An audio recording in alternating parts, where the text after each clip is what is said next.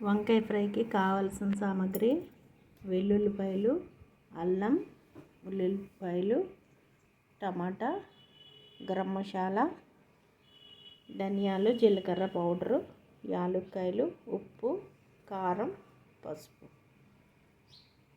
వెల్లుల్లిపాయలు, అల్లం, ఉల్లిపాయలు, టమాటా, గరం మసాలా పౌడరు, ధనియాలు, జీలకర్ర పౌడరు, యాలక్కాయలు, ఉప్పు, కారం, పసుపు. ఇవన్నీ మనం మిక్సీ చేసి పేస్ట్ చేసి పెట్టుకుందాం. మిక్సీ వేసిన మిశ్రమం ఇది. ఈ మిశ్రమాన్ని మనం ఇలా కోసుకున్న వంకాయలకి అటు ఇటు కూడా అప్లై చేసి పాన్ మీద వేసి వేపుదాం.